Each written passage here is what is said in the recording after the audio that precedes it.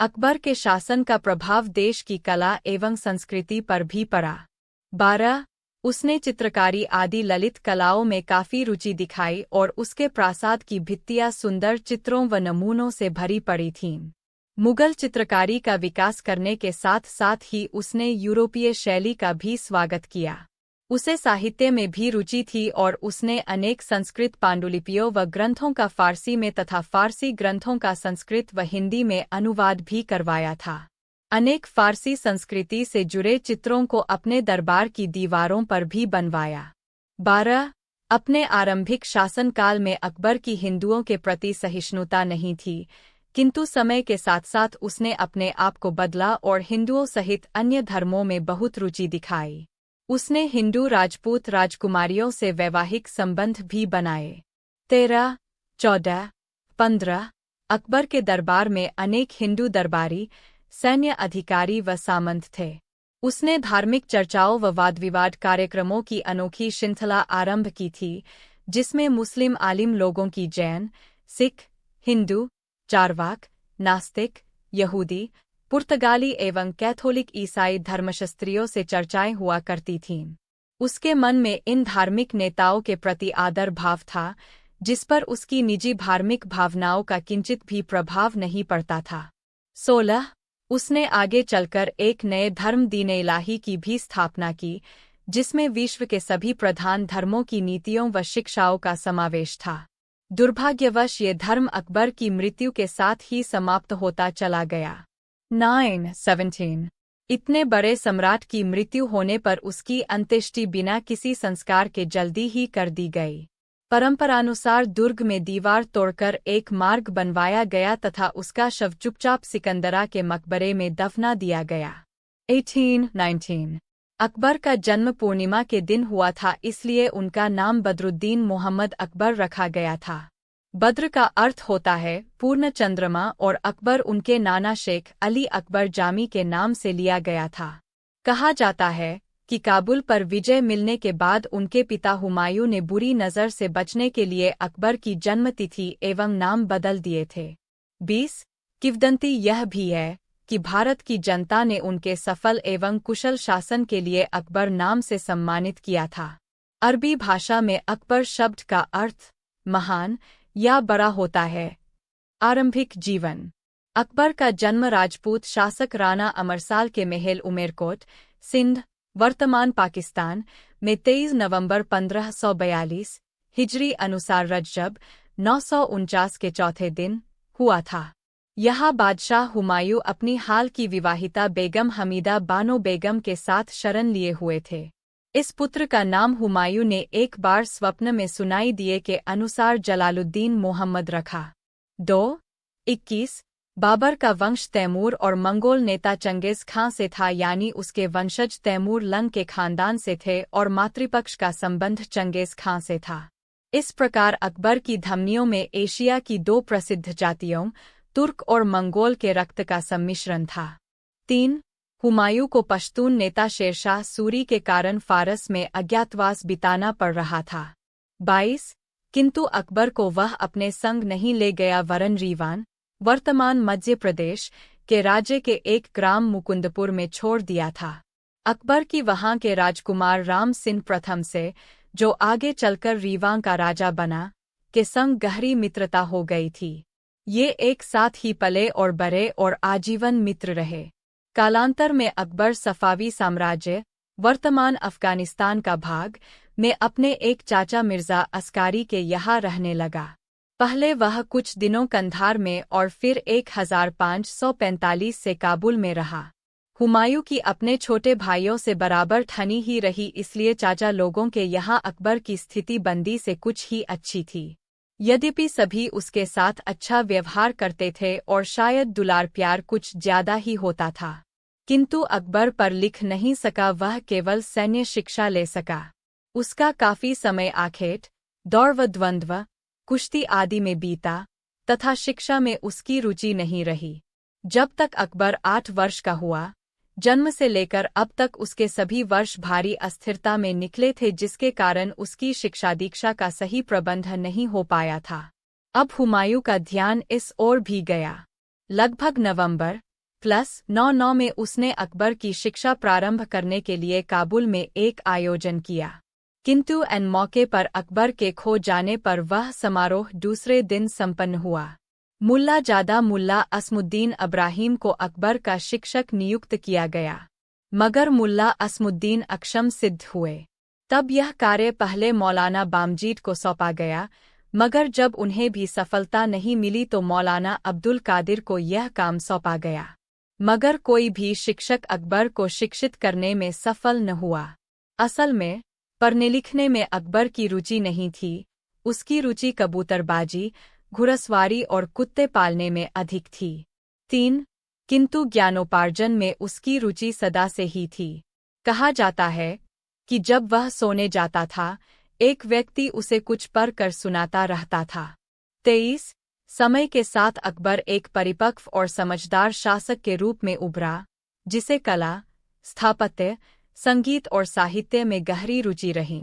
राजतिलक शेरशाह सूरी के पुत्र इस्लाम शाह के उत्तराधिकार के विवादों से उत्पन्न अराजकता का लाभ उठाकर हुमायूं ने 1555 में दिल्ली पर पुनः अधिकार कर लिया। इसमें उसकी सेना में एक अच्छा भाग फारसी सहयोगी ताहमस्प प्रथम का रहा। इसके कुछ माह बाद ही 48 वर्ष की आयु में ही हुमायूं का आकस्मिक निधन अपने पुस्तकालय की सीरी से भारी नशे की हालात में गिरने के कारण हो गया। 24-25 तब अकबर के संरक्षक बैरम खां ने साम्राज्य के हित में इस मृत्यु को कुछ समय के लिए छुपाए रखा और अकबर को उत्तराधिकार हेतु तैयार किया। 14 फरवरी 1556 को अकबर का राजतिलक हुआ। ये सब मुगल साम्राज्य से दिल्ली की गद्दी पर अधिकार की वापसी के लिए सिकंदर शाह सूरी से चल रहे युद्ध के दौरान ही हुआ। 13 वर्षीय अकबर का कलनौर, पंजाब में सुनहरे वस्त्र तथा एक गहरे रंग की पगड़ी में एक नवनिर्मित मंच पर राजतिलक हुआ। ये मंच आज भी बना हुआ है। 26-27 उसे फारसी भाषा में सम्राट के लिए शब्द शहंशाह से पुकारा गया। वयस्क होने तक उसका राज्य बैरम खां के संरक्षण में चला।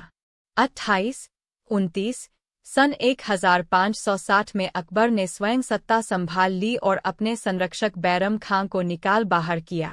अब अकबर के अपने हाथों में सत्ता थी, लेकिन अनेक कठिनाइयां भी थीं, जैसे शमसुद्दीन अतका खान की हत्या पर उभरा जन आक्रोश 1563, उज़्बेक विद्रोह 1564 से 65 और मिर्जा भाइयों का विद्रोह 1566 से 67। किंतु अकबर ने बड़ी कुशलता से इन समस्याओं को हल कर लिया। अपनी कल्पनाशीलता से उसने अपने सामंतों की संख्या बढ़ाई। सन 1562 में आमेर के शासक से उसने समझौता किया। इस प्रकार राजपूत राजा भी उसकी ओर हो गए। इसी प्रकार उसने ईरान से आने वालों को भी बड़ी सहायता दी। भारतीय मुसलमानों को भी उसने अपने कुशल व्यवहार से अपनी ओर कर लिया। धार्मिक सहिष्णुता का उसने अनोखा परिचय दिया। हिंदू तीर्थ स्थानों पर लगाकर जजिया हटा लिया गया। सन 1563 इससे पूरे राज्यवासियों को अनुभव हो गया कि वह एक परिवर्तित नीति अपनाने में सक्षम है। इसके अतिरिक्त उसने जबरदस्ती युद्धबंदियों का धर्म बदलवाना भी बंद करवा दिया। अकबर ने अपने शासनकाल में ताबेन, चांदी एवं सोने की मुद्राएं प्रचलित की। इन मुद्राओं के पृष्ठ भाग में सुंदर इस्लामिक छपाई हुआ करती थी। अकबर ने अपने काल की मुद्राओं में कई बदलाव किए। उसने एक खुली टकसाल व्यवस्था की शुरुआत की, जिसके अंदर कोई भी व्यक्ति अगर टकसाल शुल्क देने में सक्षम था तो वह किसी दूसरी मुद्रा अथवा सोने से अकबर की मुद्रा को परिवर्तित कर सकता था। अकबर चाहता था कि उसके पूरे साम्राज्य में समान मुद्रा चले। 31 राजधानी स्थानांतरण। पानीपत का द्वितीय युद्ध होने के बाद हेमू को मारकर दिल्ली पर अकबर ने पुनः अधिकार किया। इसके बाद उसने अपने राज्य का विस्तार करना शुरू किया और मालवा को 1562 में, गुजरात को 1572 में, बंगाल को 1574 में, काबुल को 1581 में, कश्मीर को 1586 में और खानदेश, वर्तमान बुरहानपुर, महाराष्ट्र का भाग, को 1601 में मुगल साम्राज्य के अधीन कर लिया। अकबर ने इन राज्यों में प्रशासन संभालने हेतु एक राज्यपाल नियुक्त किया। उसे राज संभालने के लिए दिल्ली कई स्थानों से दूर लगा और ये प्रतीत हुआ कि इससे प्रशासन में समस्या आ सकती है। अतः उसने निर्णय लिया कि मुगल राजधानी को आगरा के निकट फतेहपुर सीकरी ले जाया जाए। 32, जो साम्राज्य के लगभग मध्य में थी। एक पुराने बसे ग्राम सीकरी पर अकबर ने नया शहर बनवाया जिसे अपनी जीत यानी फतह की खुशी में फतेहाबाद या फतेहपुर नाम दिया गया। जल्दी ही इसे पूरे वर्तमान नाम फतेहपुर सीकरी से बुलाया जाने लगा। यहाँ के अधिकांश निर्माण उन 14 वर्षों के ही है जिनमें अकबर ने यहाँ निवास किया। शहर में शाही उद्यान, आरामगाहें, सामंतों व दरबारियों के लिए आवास तथा बच्चों के लिए मदरसे बनवाए गए। ब्लेयर और ब्लूम के अनुसार शहर के अंदर इमारतें दो प्रमुख प्रकार की है, सेवा इमारतें, जैसे कारवांसेरी, टकसाल, निर्माणियान, बड़ा बाजार, चेहर सूक, जहाँ दक्षिण पश्चिम उत्तर पूर्व अक्ष के लंबवत निर्माण हुए हैं, और दूसरा शाही भाग, जिसमें भारत की सबसे बड़ी सामूहिक मस्जिद है, साथ ही आवासीय तथा प्रशासकीय इमारतें हैं, जिसे दौलत खाना कहते हैं। ये पहाड़ी से कुछ कोण पर स्थित है तथा किबला के साथ एक कोण बनाती है। 33 किंतु ये निर्णय सही सिद्ध नहीं हुआ और कुछ ही समय के बाद अकबर को राजधानी फतेहपुर सीकरी से हटानी पड़ी। इसके पीछे पानी की कमी प्रमुख कारण था। फतेहपुर सीकरी के बाद अकबर ने एक चलित दरबार की रचना की जो पूरे साम्राज्य में घूमता रहता था और इस प्रकार साम्राज्य के सभी स्थानों पर उचित ध्यान देना संभव हुआ। बाद में उसने सन 1585 में उत्तर पश्चिमी भाग के लिए लाहौर को राजधानी बनाया। मृत्यु के पूर्व अकबर ने सन 1599 में राजधानी वापस आगरा बनाई और अंत तक यहीं से शासन संभाला।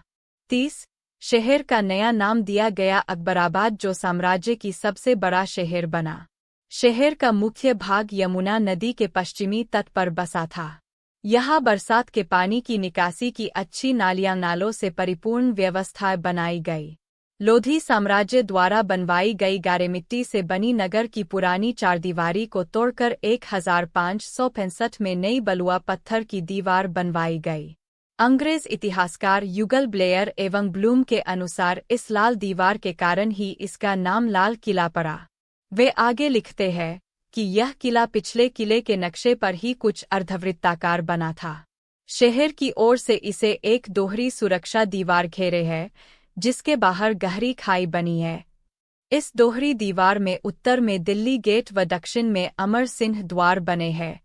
ये दोनों द्वार अपने धनुषाकार मेहराबरूपी आलों व बुर्जों तथा लाल व सफ़ेद संगमरमर पर नीली ग्लेज्ड टाइलों द्वारा अलंकरण से ही पहचाने जाते हैं।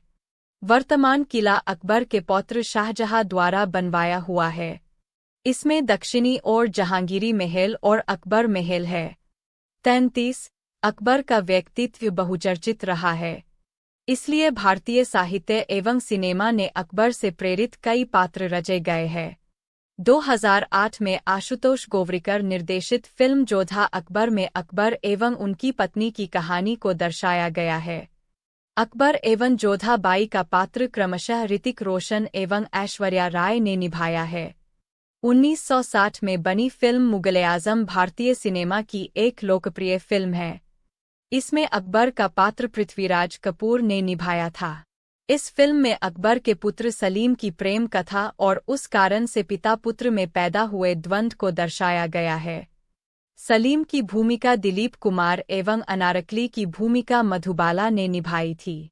1990 में जी-टीवी ने अकबर बीरबल नाम से एक धारावाहिक प्रसारित किया था जिसमें अकबर का पात्र हिंदी अभिनेता विक्रम गोखले ने निभाया था। 90 के दशक में संजय खान कृत धारावाहिक अकबर दी ग्रेट दूरदर्शन पर प्रदर्शित किया गया था।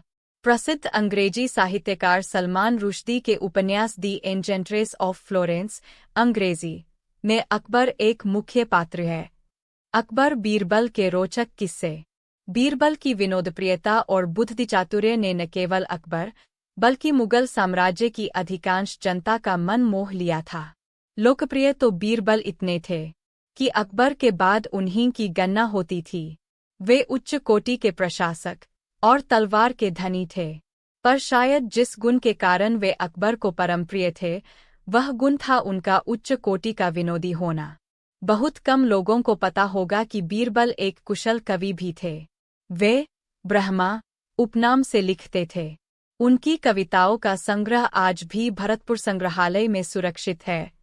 वैसे तो बीरबल के नाम से प्रसिद्ध थे, परंतु उनका असली नाम महेशदास था। ऐसा विश्वास किया जाता है कि यमुना के तट पर बसे त्रिविक्रमपुर, अब तिकवापुर के नाम से प्रसिद्ध, एक निर्धन ब्राह्मण परिवार में पैदा हुए थे। लेकिन अपनी प्रतिभा के बल पर उन्होंने अकबर के दरबार के नवरत्नों में स्थान प्राप्त किया था। उनकी इस अद्भुत सफलता के कारण अनेक दरबारी उनसे ईर्ष्या करते थे और उनके विरुद्ध षड्यंत्र रचते थे। बीरबल सेनानायक के रूप में अफगानिस्तान की लड़ाई में मारे गए। कहा जाता है कि उनकी मृत्यु ईर्ष्यालु विरोधियों का परिणाम थी। बीरबल की मृत्यु के समाचार से अकबर को कितना गहरा आघात पहुंचा था, इसका परिणाम है उनके मुख से कविता के रूप में निकली ये पंक्तियाँ। दीन जान सब दीन, एक दुरायो दुसह दुहैक, सो अब हमको दीन, कुछ नहीं आछ्यो बीरबल। अकबर के लिए बीरबल सच्चे सखा, सच्चे संगी थे। अकबर के नए धर्म दीन इलाही के मुख्य 17 अनुयायियों में यदि कोई हिंदू था तो वे अकेले बीरबल। राजा अकबर बीरबल से कहते हैं, मैंने तो कुएं में दूध डालने का फरमान जारी किया था, फिर कुआं दूध की जगह पानी से क्यों भरा गया? राजा के इस सवाल पर बीरबल मुस्कुराते हुए कहता है, महाराज कुएं में दूध डालना सभी को व्यर्थ लगा, इसलिए सभी ने दूध की जगह कुएं में पानी डाला। उन सभी ने यह भी सोचा कि अमावस्या की रात घना अंधेरा होता है, अब इतने अंधेरे में सभी को सिर्फ लोटा ही दिखेगा, न कि लोटे में दूध है या पानी। बीरबल बोला, महाराज इस बात से स्पष्ट होता है कि कुछ मामलों में सभी की सोच एक जैसी होती है। अब राजा अकबर को बीरबल की बात अच्छे से समझ आ गई थी। कहानी से सीख। इस कहानी से यही सीख मिलती है कि एक जैसी व्यक्तिगत स्थिति होने पर सभी की सोच एक जैसी हो जाती है। आप जैसा कहेंगे मैं उसे चुपचाप स्वीकार कर लूंगा। वही राघव ने कहा, मालिक, मैंने 7 वर्ष तक उस पेड़ को सींचा है, आप चाहे तो उसे केशव को दे दीजिए, लेकिन कृपा करके उसे कटवाए ना, मैं आपके आगे हाथ जोड़ता हूँ। उन दोनों की बात सुनकर बादशाह अकबर ने बीरबल की तरह देखा और कहा, अब आपका क्या कहना है बीरबल? इसके बाद बीरबल ने बादशाह को बीती रात का किस्सा सुनाया और मुस्कुराते हुए कहा, हुजूर, पेड़ एक और मालिक 2, ऐसा कैसे हो सकता है? कल रात हुई घटना और आज हुई इस बात के बाद यह साबित हो चुका है कि राघव ही पेड़ का असली मालिक है और केशव झूठ बोल रहा है। यह सुनकर बादशाह ने बीरबल को शाबाशी दी। उन्होंने अपने मन हक के खातिर लड़ने के लिए राघव को बधाई दी और चोरी करने व झूठ बोलने के लिए केशव को जेल में बंद करने का आदेश दिया। कहानी से सीख। एक पेड़ और 2 मालिक कहानी से हमें यह सीख मिलती है कि परिश्रम किए बिना छल से किसी और की चीज चुराने का अंजाम बुरा होता है। अकबर बीरबल के किस्से। बुद्धि का मटका। अकबर बीरबल का यह किस्सा बहुत मशहूर है। एक बार अकबर किसी बात से बीरबल से बहुत नाराज हो गया और उससे देश छोड़कर जाने के लिए कह दिया। बीरबल ने अकबर की बात मानते हुए तुरंत देश छोड़ दिया और एक छोटे से गांव में एक किसान की तरह रहने लगा। कुछ समय तो निकल गया, लेकिन समय के साथ अकबर बीरबल को याद करने लगा। राजकार्य के दौरान अकबर को कई परेशानियां सामने आने लगी। जो मुश्किल काम बीरबल चुटकी बजाते ही हल कर देता था, उन्हें पूरा करने में दूसरे दरबारियों को कई दिन लग जाते थे। साथ ही अकबर को बीरबल की स्वामी भक्ति भी याद आ रही थी। अकबर पछता रहा था कि आखिर क्यों छोटी सी बात पर उसने बीरबल को इतनी बड़ी सजा दे दी। आखिर में अकबर ने फैसला किया कि वह बीरबल को वापस बुला लेगा। उसने अपने सैनिकों से बीरबल को खोज कर लाने को कहा। सैनिकों ने बहुत प्रयास किया। कई देशों में गुप्तचर भेजे गए, लेकिन कोई भी बीरबल का पता नहीं लगा सके। अकबर को चिंता हुई। आखिर में उसे विचार आया कि सिर्फ बुद्धि के बल पर ही अब बीरबल को खोजा जा सकता है।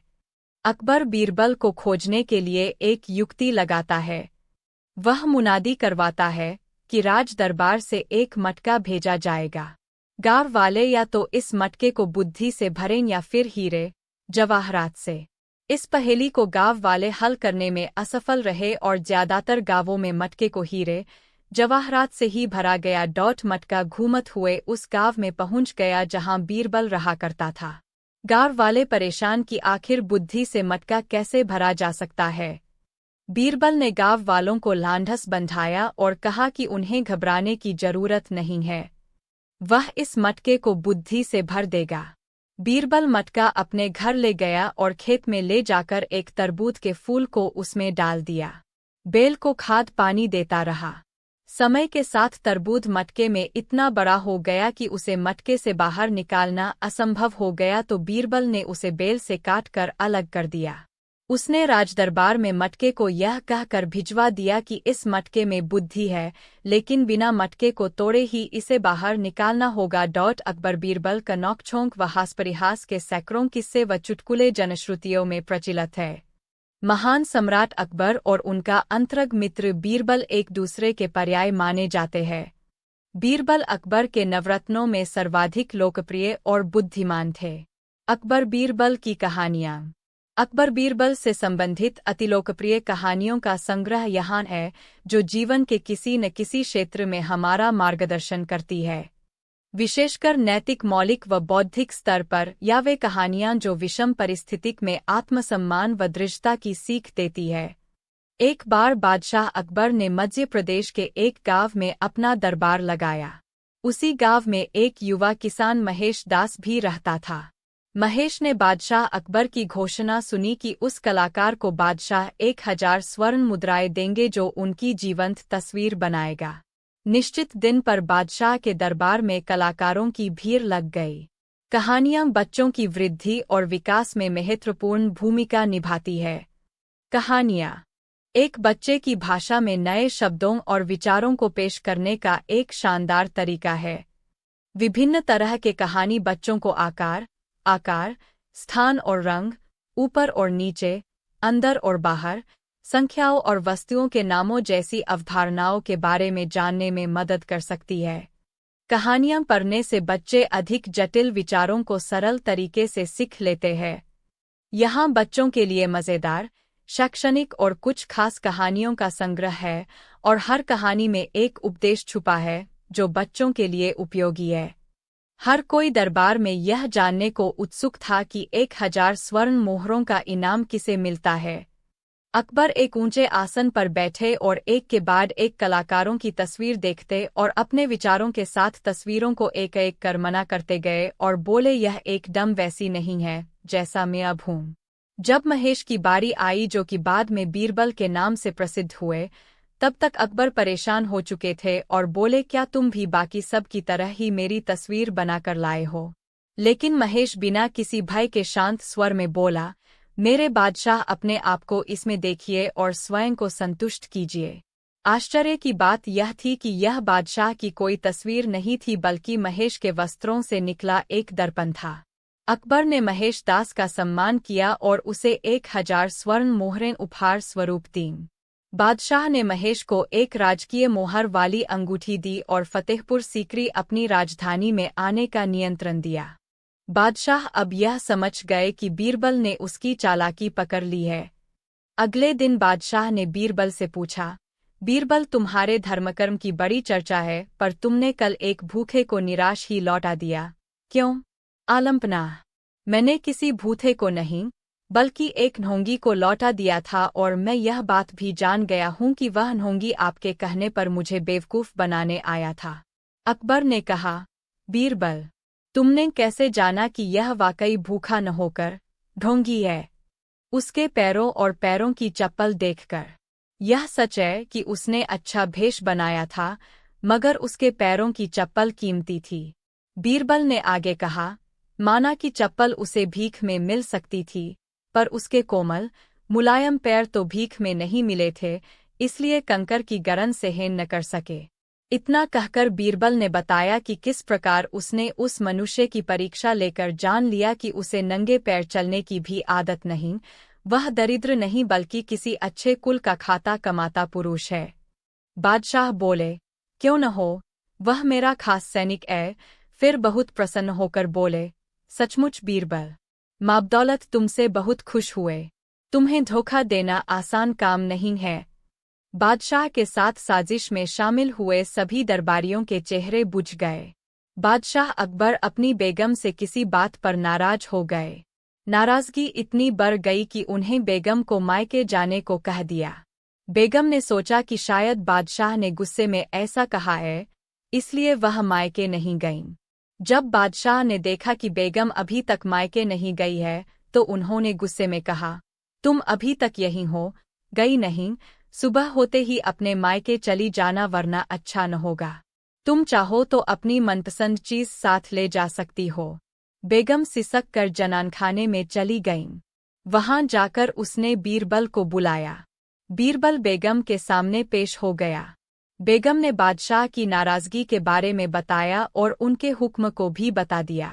बेगम साहिबा, अगर बादशाह ने हुक्म दिया है तो जाना ही पड़ेगा, और अपनी मनपसंद चीज ले जाने की बाबत जैसा मैं कहता हूँ वैसा ही करें, बादशाह की नाराजगी भी दूर हो जाएगी। बेगम ने बीरबल से कहे अनुसार बादशाह को रात में नींद की दवा दे दी और उन्हें नींद में ही पालकी में डालकर अपने साथ मायके ले आई और एक सुसज्जित शयन कक्ष में सुला दिया। जब बादशाह की नींद खुली तो स्वयं को अनजाने स्थान पर पाकर हैरान हो गए। पुकारा, कोई है? उनकी बेगम साहिबा उपस्थित हुईं। बेगम को वहां देखकर वे समझ गए कि वे अपनी ससुराल में है। उन्होंने गुस्से से पूछा, तुम हमें भी यहाँ ले आई? इतनी बड़ी गुस्ताखी कर डाली। मेरे सरताज, आपने ही तो कहा था कि अपनी मनपसंद चीज ले जाना, इसलिए आपको ले आई। यह सुनकर बादशाह का गुस्सा जाता रहा। मुस्कराकर बोले, जरूर तुम्हें यह तरकीब बीरबल ने ही बताई होगी। बेगम ने हामी भरते हुए सिर हिला दिया। एक रात सोते समय बादशाह अकबर ने यह अजीब सपना देखा कि केवल एक छोड़कर उनके बाकी सभी दांत गिर गए हैं। फिर अगले दिन उन्होंने देश भर के विख्यात ज्योतिषियों व नुजूमियों को बुला भेजा और उन्हें अपने सपने के बारे में बताकर उसका मतलब जानना चाहा। सभी ने आपस में विचार विमर्श किया और एक मत होकर बादशाह से कहा, जहांपनार, इसका अर्थ यह है कि आपके सारे नाते रिश्तेदार आपसे पहले ही मर जाएंगे। यह सुनकर अकबर को बेहद क्रोध हो आया और उन्होंने सभी ज्योतिषियों को दरबार से चले जाने को कहा। उनके जाने के बाद बादशाह ने बीरबल से अपने सपने का मतलब बताने को कहा। कुछ देर तक तो बीरबल सोच में डूबा रहा, फिर बोला, हुजूर, आपके सपने का मतलब तो बहुत ही शुभ है। इसका अर्थ है कि अपने नाते रिश्तेदारों के बीच आप ही सबसे अधिक समय तक जीवित रहेंगे। बीरबल की बात सुनकर बादशाह बेहद प्रसन्न हुए। बीरबल ने भी वही कहा था जो ज्योतिषियों ने, लेकिन कहने में अंतर था। बादशाह ने बीरबल को इनाम देकर विदा किया। बादशाह अकबर अपनी बेगम से किसी बात पर नाराज हो गए। नाराजगी इतनी बढ़ गई कि उन्हें बेगम को मायके जाने को कह दिया। बेगम ने सोचा कि शायद बादशाह ने गुस्से में ऐसा कहा है, इसलिए वह मायके नहीं गईं। जब बादशाह ने देखा कि बेगम अभी तक मायके नहीं गई है, तो उन्होंने गुस्से में कहा, तुम अभी तक यहीं हो, गई नहीं, सुबह होते ही अपने मायके चली जाना वरना अच्छा न होगा। तुम चाहो तो अपनी मनपसंद चीज साथ ले जा सकती हो। बेगम सिसक कर जनानखाने में चली गईं। वहां जाकर उसने बीरबल को बुलाया। बीरबल बेगम के सामने पेश हो गया। बेगम ने बादशाह की नाराजगी के बारे में बताया और उनके हुक्म को भी बता दिया। बेगम साहिबा, अगर बादशाह ने हुक्म दिया है तो जाना ही पड़ेगा, और अपनी मनपसंद चीज ले जाने की बाबत जैसा मैं कहता हूँ वैसा ही करें, बादशाह की नाराजगी भी दूर हो जाएगी। बेगम ने बीरबल से कहे अनुसार बादशाह को रात में नींद की दवा दे दी और उन्हें नींद में ही पालकी में डालकर अपने साथ मायके ले आई और एक सुसज्जित शयन कक्ष में सुला दिया। जब बादशाह की नींद खुली तो स्वयं को अनजाने स्थान पर पाकर हैरान हो गए। पुकारा, कोई है? उनकी बेगम साहिबा उपस्थित हुईं। बेगम को वहां देखकर वे समझ गए कि वे अपनी ससुराल में है। उन्होंने गुस्से से पूछा, तुम हमें भी यहाँ ले आई? इतनी बड़ी गुस्ताखी कर डाली। मेरे सरताज, आपने ही तो कहा था कि अपनी मनपसंद चीज ले जाना, इसलिए आपको ले आई। यह सुनकर बादशाह का गुस्सा जाता रहा। मुस्कराकर बोले, जरूर तुम्हें यह तरकीब बीरबल ने ही बताई होगी। बेगम ने हामी भरते हुए सिर हिला दिया। एक रात सोते समय बादशाह अकबर ने यह अजीब सपना देखा कि केवल एक छोड़कर उनके बाकी सभी दांत गिर गए हैं। फिर अगले दिन उन्होंने देश भर के विख्यात ज्योतिषियों व नुजूमियों को बुला भेजा और उन्हें अपने सपने के बारे में बताकर उसका मतलब जानना चाहा। सभी ने आपस में विचार विमर्श किया और एक मत होकर बादशाह से कहा, जहांपनार, इसका अर्थ यह है कि आपके सारे नाते रिश्तेदार आपसे पहले ही मर जाएंगे। यह सुनकर अकबर को बेहद क्रोध हो आया और उन्होंने सभी ज्योतिषियों को दरबार से चले जाने को कहा। उनके जाने के बाद बादशाह ने बीरबल से अपने सपने का मतलब बताने को कहा। कुछ देर तक तो बीरबल सोच में डूबा रहा, फिर बोला, हुजूर, आपके सपने का मतलब तो बहुत ही शुभ है। इसका अर्थ है कि अपने नाते रिश्तेदारों के बीच आप ही सबसे अधिक समय तक जीवित रहेंगे। बीरबल की बात सुनकर बादशाह बेहद प्रसन्न हुए। बीरबल ने भी वही कहा था जो ज्योतिषियों ने, लेकिन कहने में अंतर था। बादशाह ने बीरबल को इनाम देकर विदा किया। एक दफा शहंशाह अकबर ने घोषणा की कि यदि कोई व्यक्ति सर्दी के मौसम में नर्मदा नदी के ठंडे पानी में घुटनों तक डूबा रहकर सारी रात गुजार देगा, उसे भारी भरकम तोहफे से पुरस्कृत किया जाएगा। एक गरीब धोबी ने अपनी गरीबी दूर करने की खातिर हिम्मत की और सारी रात नदी में घुटने पानी में मासूम सर्फ। एक दिन बादशाह अकबर ने दरबार में आते ही दरबारियों से पूछा, किसी ने आज मेरी मूंछें नोचने की जुर्रत की, उसे क्या सजा दी जानी चाहिए? दरबारियों में से किसी ने कहा, उसे सूली पर लटका देना चाहिए। किसी ने कहा, उसे फांसी दे देनी चाहिए। किसी ने कहा, उसका गर्दन धड़ से तत्काल उड़ा देना चाहिए। बादशाह नाराज हुए। अंत में उन्होंने बीरबल से पूछा, तुमने कोई राय नहीं दी? जहांपनाह, खता माफ हो, इस गुनहगार को तो सजा के बजाय उपहार देना चाहिए, बीरबल ने जवाब दिया। बादशाह हौले से मुस्कराए, बोले, क्या मतलब? जहांपनाह, जो व्यक्ति आपकी मूंछें नोचने की जुर्रत कर सकता है, वह आपके शहजादे के सिवा कोई और हो ही नहीं सकता जो आपकी गोद में खेलता है। गोद में खेलते खेलते उसने आज आपकी मूंछें नोच ली होंगी। उस मासूम को उसकी इस जुर्रत के बदले मिठाई खाने की मासूम सजा दी जानी चाहिए, बीरबल ने खुलासा किया। बादशाह ने ठहाका लगाया और दरबारी बगले झांकनेला। सारा जग बेईमान। एक बार अकबर बादशाह ने बीरबल से शान से कहा, बीरबल, हमारी जनता बेहद ईमानदार है और हमें कितना बहुत प्यार करती है। बीरबल ने तुरंत उत्तर दिया, बादशाह सलामत। आपके राज्य में कोई भी पूरी तरह ईमानदार नहीं है, नहीं वो आपसे ज्यादा प्यार करती है। यह तुम क्या कह रहे हो बीरबल? मैं अपनी बात को साबित कर सकता हूँ, बादशाह सलामत। ठीक है, तुम हमें साबित करके दिखाओ, बादशाह अकबर बोल। बीरबल ने नगर में लिंढोरा पिटवा दिया कि बादशाह सलामत एक भोज करने जा रहे हैं। उसके लिए सारी प्रजा से अनुरोध है कि कल सुबह दिन निकलने से पहले हर आदमी एक एक लोटा दूध डाल दे। कराहे रखवा दिए गए हैं, उनमें हर आदमी दूध डाल जाए। हर आदमी ने यही सोचा कि जहां इतना दूध इकट्ठा होगा, वहां उसके एक लोटे पानी का क्या पता चलेगा। हर आदमी कराहों में पानी डाल गया। सुबह जब अकबर ने उन कराही को देखा जिनमें जनता से दूध डालने को कहा गया था, तो दंग रह गए। उन कराहों में तो केवल सफेद पानी था।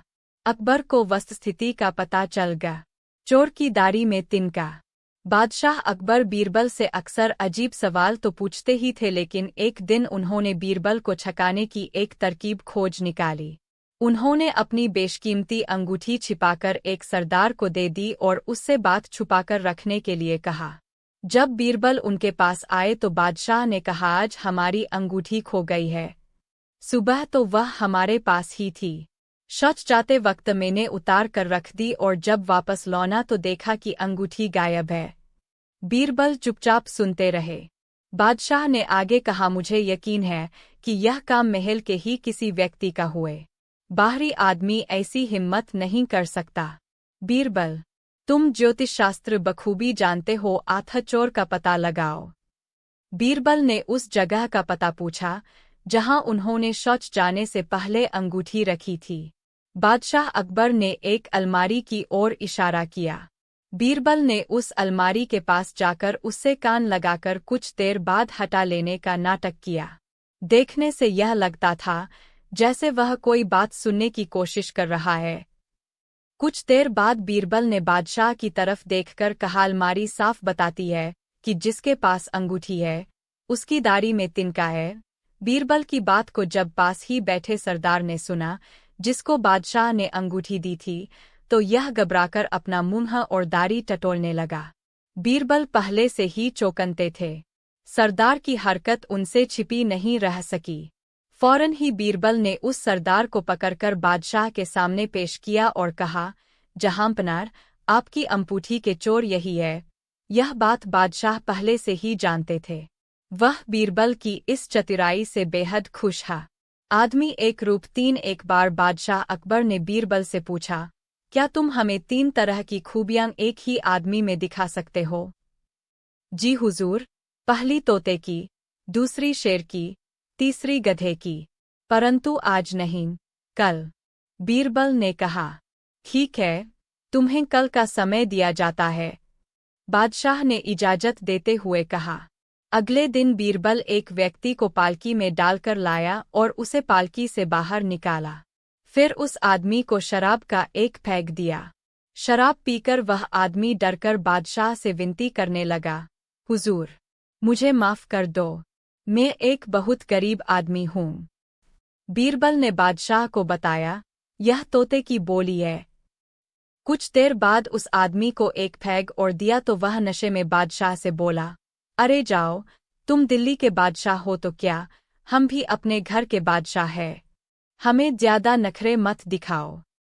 बीरबल ने बताया, यह शेर की बोली है। कुछ देर बाद उस आदमी को एक पैग और दिया तो वह नशे में एक तरफ गिर गया और नशे में ऊटपटांग बड़बड़ाने लगा। बीरबल ने उसे एक लात लगाते हुए बादशाह से कहा, हुजूर, यह गधे की बोली है। बादशाह बहुत खुश हुए। उन्होंने बीरबल को बहुत सा इनाम दिए। लहरेंगी। एक दिन अकबर बादशाह के दरबार में एक व्यक्ति नौकरी मांगने के लिए अर्जी लेकर आया। उससे कुछ देर बातचीत करने के बाद बादशाह ने उसे चुंगी अधिकारी बना दिया। बीरबल, जो पास ही बैठा था, यह सब देख रहा था। उस आदमी के जाने के बाद वह बोला, यह आदमी जरूरत से ज्यादा चालाक जान पड़ता है, बेईमानी किए बिना नहीं रहेगा। थोड़े ही समय के बाद अकबर बादशाह के पास उस आदमी की शिकायतें आने लगीं कि वह प्रजा को काफी परेशान करता है तथा रिश्वत लेता है। अकबर बादशाह ने उस आदमी का तबादला एक ऐसी जगह करने की सोची जहां उसे किसी भी प्रकार की बेईमानी का मौका न मिले। उन्होंने उसे घुड़साल का मुंशी मुकर्रर कर दिया। उसका काम था घोड़ों की लीद उठवाना। मुंशीजी ने वहां भी रिश्वत लेना आरंभ कर दिया। मुंशीजी साइसों से कहने लगे कि तुम घोड़ों को दाना कम खिलाते हो, इसलिए मुझे लीद तौलने के लिए भेजा गया है। यदि तुम्हारी लीद तौल में कम बैठी तो अकबर बादशाह से शिकायत कर दूंगा। इस प्रकार मुंशीजी प्रत्येक घोड़े के हिसाब से 1 रुपया लेने लगे। अकबर बादशाह को जब इस बात का पता चला तो उन्होंने मुंशीजी को यमुना की लहरें गिनने का काम दे दिया। वहां कोई रिश्वत व बेईमानी का मौका ही नहीं था।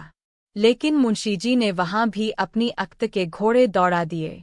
उन्होंने नावों को रोकना आरंभ कर दिया कि नाव रोको, हम लहरें गिन रहे हैं। नावों को 2-3 दिन रुकना पड़ता था। नाव वाले बेचारे तंग आ गए। उन्होंने मुंशीजी को 10 रुपये देना आरंभ कर दिया। अकबर बादशाह को जब इस बात का पता लगा तो उन्होंने लिखकर आज्ञा दी, नावों को रोको मत, जाने दो। उस मुंशी ने उस लिखित में थोड़ा सुधार कर टंगवा दिया, नावों को रोको, मत जाने दो, और वसूली करने लगे। अंततः बादशाह को उस मुंशी को सार्वजनिक सेवा से बाहर करना ही पड़।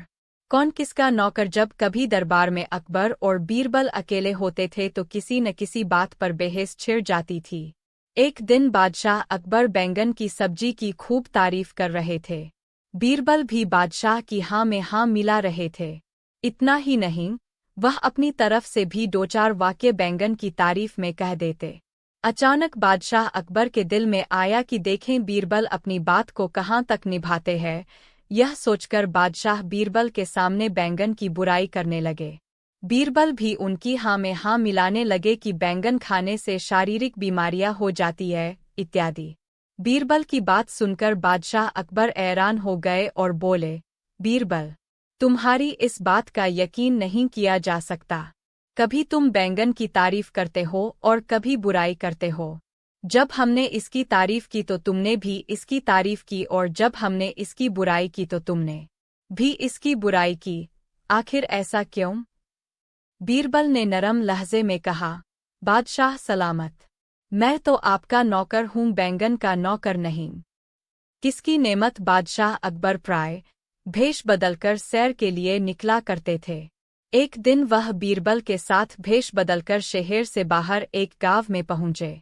वहां बादशाह ने देखा कि एक कुत्ता रोटी के टुकड़े को, जो कई दिनों की हो जाने की वजह से सूख कर काली पड़ गई थी, चबाचबाकर खा रहा था। अचानक बादशाह को दिल लगी करने की सुई। वह बोले, बीरबल, देखा, वह कुत्ता काली को खा रहा है।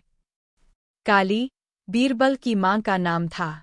वह समझ गए कि आलमपनार दिल लगी कर रहे हैं, किंतु इस भावना को दबाकर वे तुरंत बोले, आलमपनार उनके लिए वही जिंदगी और नेमत है। नेमत बादशाह की मां का नाम था। बीरबल के जवाब को सुनकर बादशाह को चुप हो जाना पड़ा।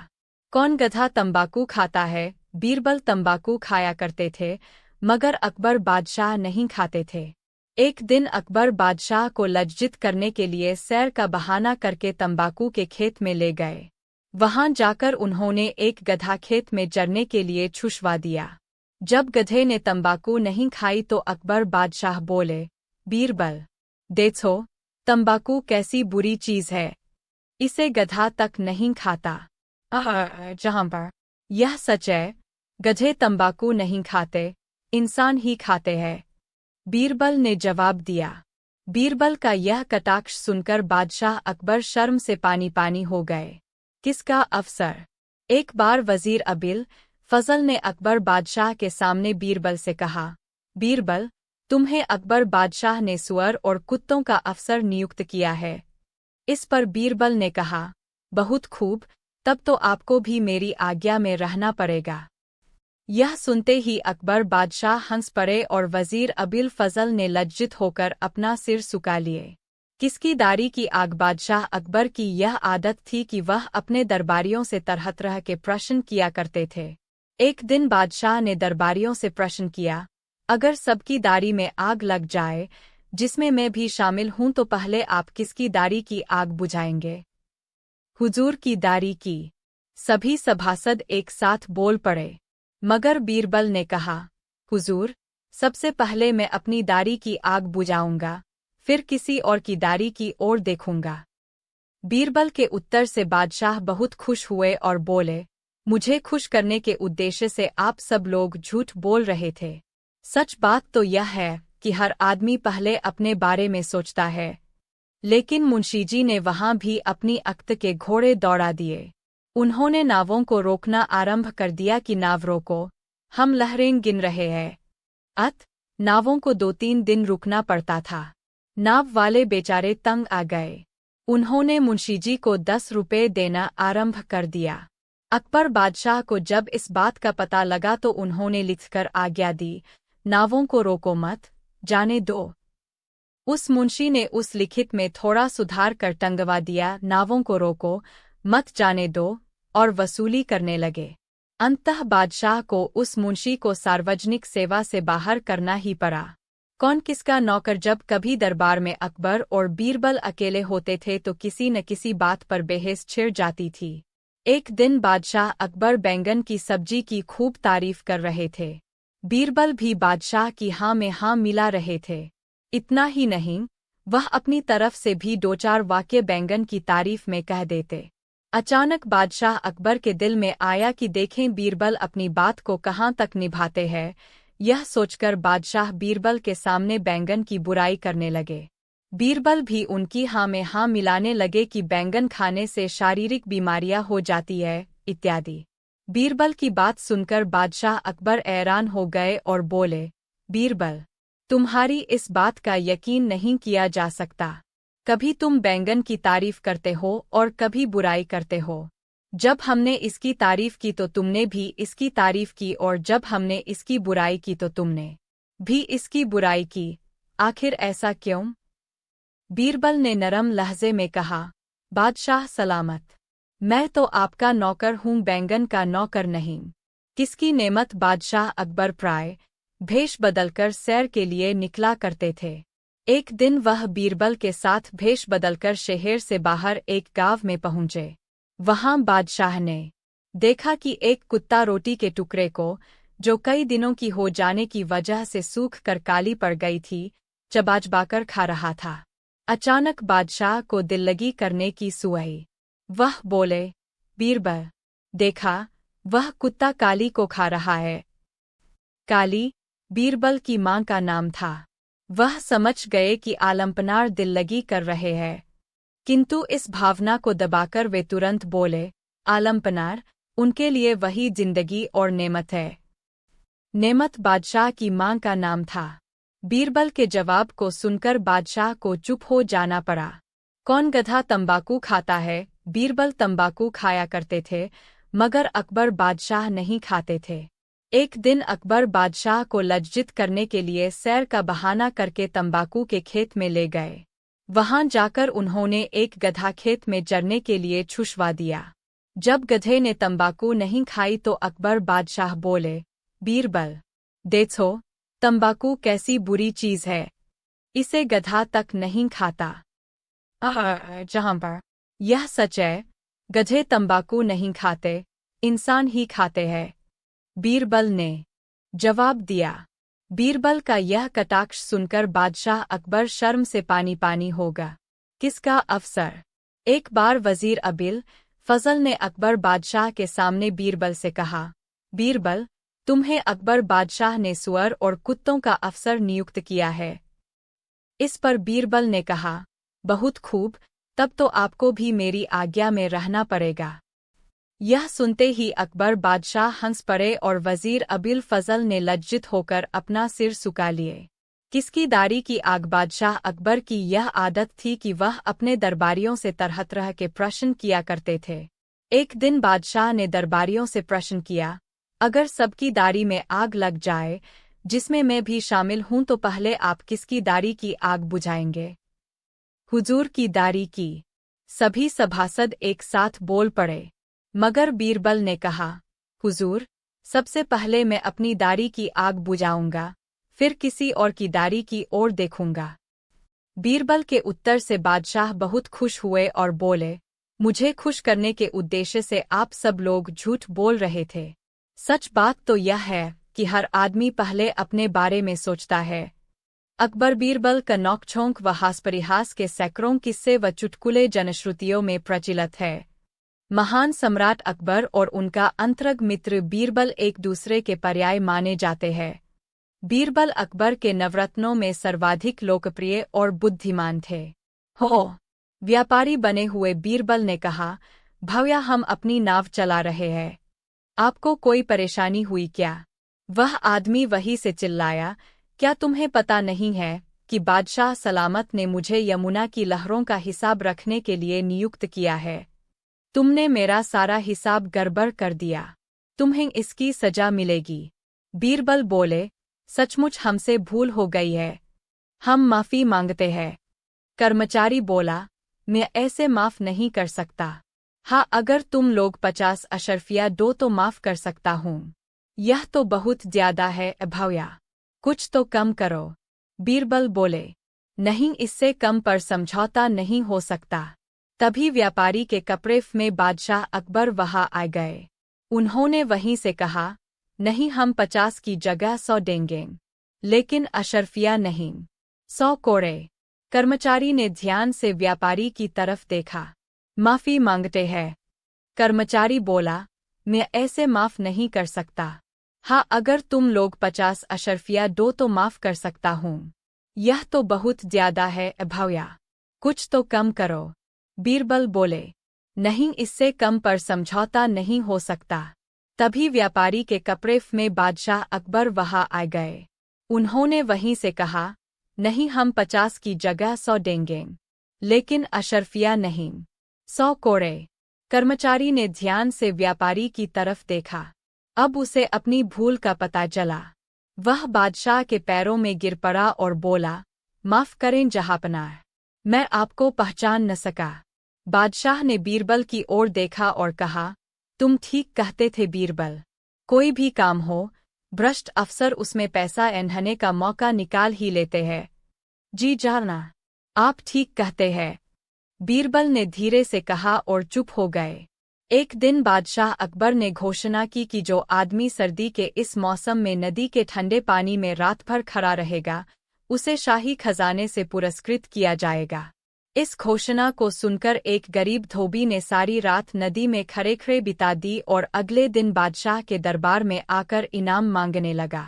बादशाह ने उस धोबी से सवाल किया, क्या तुम बता सकते हो किस शक्ति के सहारे तुम रात नदी में खड़े रहे? धोबी ने अदब के साथ जवाब दिया, आलमपनार, मैं कल सारी रात महल की छत पर जलते हुए चिराग को देखते रहा। उसी की शक्ति से मैं सारी रात नदी में खड़ा रह सका। बादशाह ने उसका जवाब सुनकर कहा, इसका मतलब तो यह हुआ कि महल की रोशनी की आंच की गर्मी के कारण तुम सारी रात पानी में खड़े रह सके, इसलिए तुम इनाम के सच्चे हकदार नहीं हो सकते। धोबी उदास हो गया और बीरबल के पास जाकर निराशा भरे स्वर में बोला, दरबार में बादशाह ने इनाम देने से इनकार कर दिया है। धोबी ने इसका कारण भी बीरबल को बता दिया। बीरबल ने गरीब धोबी को सांत्वना देकर घर भेज दिया। बादशाह ने अगले दिन बीरबल को दरबार में न पाकर एक खादिम को उन्हें बुलाने के लिए भेजा। खादिम ने उन्हें आकर सूचना दी, बीरबल ने कहा है कि जब उनकी खिचड़ी पूरी पक जाएगी तभी वह दरबार में आ सकेंगे। बादशाह को यह सुनकर बड़ा अचरज हुआ। वह अपने दरबारियों के साथ बीरबल के घर पहुंचे। वहां उन्होंने देखा कि 2 लंबे बांसों के ऊपर एक हंडिया में चावल रखकर उसे लटकाया गया है और नीचे जमीन पर आग जल रही है। बादशाह ने तत्काल पूछा, बीरबल, यह क्या तमाशा है? क्या इतनी दूरी पर रखी हंडिया में खिचड़ी पक जाएगी? हुजूर, जरूर पक जाएगी, बीरबल ने उत्तर दिया। कैसे? बादशाह ने कौतूहलवश पूछा। जहांपनार, बिल्कुल वैसे ही जैसे महल के ऊपर जल रहे दिए की गर्मी के कारण धोबी सारी रात नदी के पानी में खड़ा रहा, बीरबल ने कहा। बादशाह अकबर बीरबल का यह तर्कसंगत उत्तर सुनकर लज्जित हुए। उन्होंने तुरंत धोबी को ढूंढ लाने और पुरस्कृत करने का आदेश जारी कर दिया। काम के लिए उन्होंने बढ़िया धोबियों की पूरी फौज लगा रखी है, तो हम भी शहर के तमाम धोबियों को इस काम पर लगाए देते हैं, अकबर ने कहा। इस पर कुम्हार बोला, जहांपनाह, शहर का एक बेहतरीन धोबी मेरे पड़ोस में रहता है, वह अकेला इस काम के लिए काफी है। अकबर ने मन ही मन सोचा, तो यह अपने पड़ोसी को फंसाना चाहता है। लेकिन उन्होंने कहा, ठीक है, हम उसी को बुला लेते हैं। अकबर के आदेश पर धोबी को दरबार में हाजिर किया गया। वह डर के कारण कांप रहा था। उसने डरते हुए कहा, जहांपनाह, हुजूर, अकबर ने आदेश दिया, देखो हमारे हाथी खाने के सारे हाथी काले हैं, तुम्हें इन्हें धोकर सफेद करना है। जी हुजूर, धोबी बोला। उसके सामने एक हाथी लाया गया। वह सुबह से शाम तक उसे धोता रहा, किंतु काला हाथी सफेद न हो सका। निराश होकर वह अपने घर की ओर चल पड़ा। उसने सोचा, यह सब उस कुम्हार की करतूत है, पर मैं करूँ तो क्या करूँ? तभी उसे बीरबल आते हुए दिखाई दिए। वह हाथ जोड़कर खड़ा हो गया। बीरबल ने पूछा, क्या हुआ भाई? इस तरह मुंह लटकाए क्यों खड़े हो? कुम्हार ने सारी घटना बताई। बीरबल ने उसकी सारी परेशानी सुनी और उसके कान में कुछ कहा। दूसरे दिन धोबी हाथीखाने में पहुंचा। कुछ देर बाद अकबर भी वहां पहुंच गए। उन्होंने हाथी को देखा और धोबी से बोले, यह हाथी तो वैसा ही है, जरा भी सफेद नहीं हुआ। तुम कल दिन भर क्या करते रहे? धोबी ने गिड़गिड़ाते हुए कहा, परवरदिगार, बात यह है। हाँ, क्या बात है? अकबर ने पूछा। हुजूर, अगर कोई बड़ा सा बर्तन हो जिसमें यह हाथी खड़ा हो सके तो काम आसान हो जाएगा। धोबी ने बताया। अकबर ने आदेश दिया कि हाथी के खड़े होने के लिए बड़ा बर्तन बनवाया जाए। बर्तन बनाने का काम उसी कुम्हार को सौंपा गया। 1 हफ्ते बाद कुम्हार बर्तन लेकर हाजिर हुआ। मन ही मन वह सोच रहा था, धोबी का बच्चा समाता होगा कि फंस जाऊंगा। अब देखता हूँ धोबी कैसे बचेगा। अकबर ने बर्तन को देखा और आदेश दिया हाथी को बर्तन में खड़ा किया जाए। जैसे ही हाथी को बर्तन में खड़ा किया गया, बर्तन चूर चूर हो गया। अकबर ने नाराज होकर कहा, क्यों रे, यह कैसा बर्तन बनाया है? यह तो एक बार में ही टूट गया। जल्दी से दूसरा बर्तन बनाकर ला। कुम्हार बर्तन बनाकर लाता रहा और वह बार बार टूटता रहा। आखिर वह बादशाह के पैरों में गिर पड़ा, हुजूर मुझे माफ़ करें, मैंने बहुत बड़ी गलती की है। इस पर अकबर ने धोबी से कहा, धोबी मैं जानता था कि यह तुम्हें फंसाना चाहता है, पर तुमने इसकी चाल का मुंहतोड़ जवाब दिया। हम तुम्हें इनाम देंगे। धोबी हाथ जोड़कर खड़ा हो गया। उसने कहा, जहांपनाह, इनाम के असली हकदार तो बीरबल जी है। उन्हीं ने मुझे यह तरकीब सुझाई थी। बादशाह अकबर ने बीरबल की ओर देखा। बीरबल धीमे धीमे मुस्करा रहे थे। अकबर बोले, बीरबल तुम हमारे दरबार के अनमोल रत्न हो। तुम गरीबों के रक्षक भी हो। दिन बीरबल दरबार में देर से पहुंचा। जब बादशाह ने देरी का कारण पूछा, करो, मेरे पास कोई भी बच्चा लेकर आओ, मैं तुम्हें दिखाता हूं कि कितना आसान है यह काम। ठीक है जहांपनाह, बीरबल बोला, मैं खुद ही बच्चा बन जाता हूं और वैसा ही व्यवहार करता हूं। तब आप एक पिता की भांति मुझे संतुष्ट करके दिखाएं। फिर बीरबल ने छोटे बच्चे की तरह बर्ताव करना शुरू कर दिया। उसने तरह तरह के मुन्ह बनाकर अकबर को